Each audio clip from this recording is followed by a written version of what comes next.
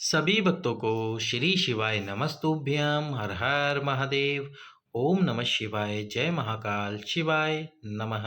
ओम। तो आज हम आपको बताने वाले हैं गुरुजी द्वारा बताया हुआ नया उपाय, जो कि आपको मासिक शिवरात्रि के दिन करना चाहिए। किस दिन करना चाहिए? मासिक शिवरात्रि। और मासिक शिवरात्रि कब आ रही है? मासिक शिवरात्रि आ रही है 29 दिसंबर रविवार के दिन। रविवार के दिन मासिक शिवरात्रि का ये उपाय जरूर कीजिए। मासिक शिवरात्रि के दिन आपको इस उपाय को करना है। क्या करना है आपको इस उपाय के अंदर? पर इससे पहले वीडियो को लाइक करके, चैनल को सब्सक्राइब करके वीडियो को शेयर कर देना है। तो इसमें आपको कुछ वस्तुओं की आवश्यकता पड़ने वाली है। इसके साथ ही आपको ज़रूरत पड़ेगी एक कलश जल की। और इसमें आपको दो महादेव का नाम लेना है, हाटकेश्वर महादेव और तुमरुकेश्वर महादेव। हाटकेश्वर महादेव और तुमरुकेश्वर महादेव का नाम स्मरण रखना।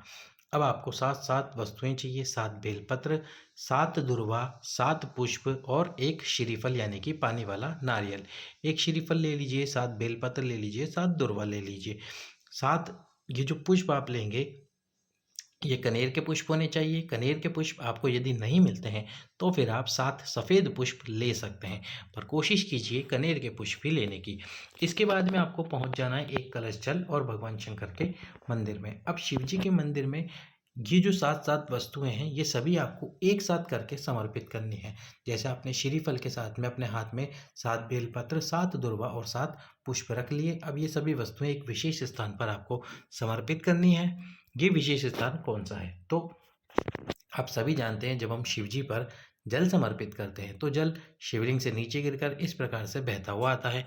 अब ये जो जल बहता हुआ आ रहा है, तो जितनी दूर ये जल बहकर जाता है, जैसे यहाँ से शिवलिंग से जल गिरा इतनी दूर, तो ये पूरा वो स्थान है जहाँ पर आपको ये सभी वस्तुएं समर्पित करनी है।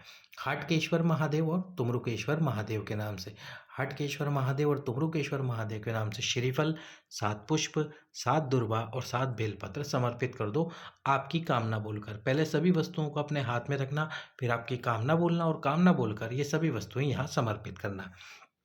कामना बोलकर सभी वस्तुएं समर्पित कर कर मंदिर, फिर आपको क्या करना है, एक कलश जल भगवान शंकर के शिवलिंग पे समर्पित करना है। और उसमें भी आपको हाटकेश्वर महादेव और तुमरुकेश्वर महादेव का नाम लेना है। हाटकेश्वर महादेव और तुमरुकेश्वर महादेव का नाम लीजिए। इस इसके बाद में आपको क्या करना है, ये आपको यहीं पर सभी वस्तुओं को यहीं पर रखा रहने देना है।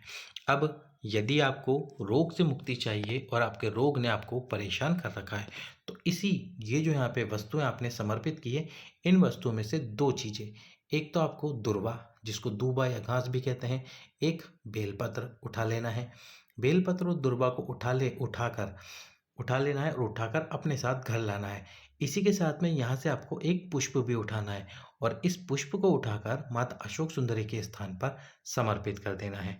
यदि आप मनोकामना के लिए कर रहे हैं उपाय, तो भी करना, तो भी आपको एक पुष्प उठाकर, जब आपकी मनोकामना पूर्ण हो जाए, जब आप अपनी मनोकामना बोलकर ये सभी वस्तुएं समर्पित कर दें, उसके बाद में एक पुष्प उठाना, यहाँ पर समर्पित करना और फिर जल समर्पित करना हाटकेश्वर और तुमरुकेश्वर महादेव के नाम से।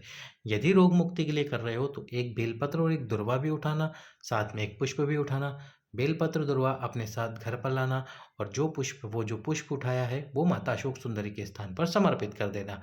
दुर्वा और बेलपत्र को लाकर घर पर रख लेना। अगले दिन जब आप सुबह उठेंगे, सबसे पहले आपको दुर्वा खानी है खाली पेट, और जब दिन होगा, जब आप दिन में भोजन आदि ग्रहण करें, उसके बाद में बेलपत्र खाना है। अपने रोग का स्मरण करना है। रोग का स्मरण करके बाबा से प्रार्थना कीजिए, आपकी जो भी कामना है, जैसी भी कामना है, और जो रोग है वह भी धीरे धीरे समाप्ति की ओर आ ही जाएगा। अब हम चलते हैं हमारे अगले उपाय की तरफ, जो कि है आपकी मनोकामना को पूर्ण करवाने वाला उपाय। इसमें आपको क्या करना है, 7 पुष्प ले लेने हैं। 7 कोई से भी आप पुष्प ले लीजिए, सफ़ेद पुष्प या आपके गार्डन बगीचे में कोई पुष्प हो। याद रखना, केतकी का पुष्प शिव जी को समर्पित मत करना।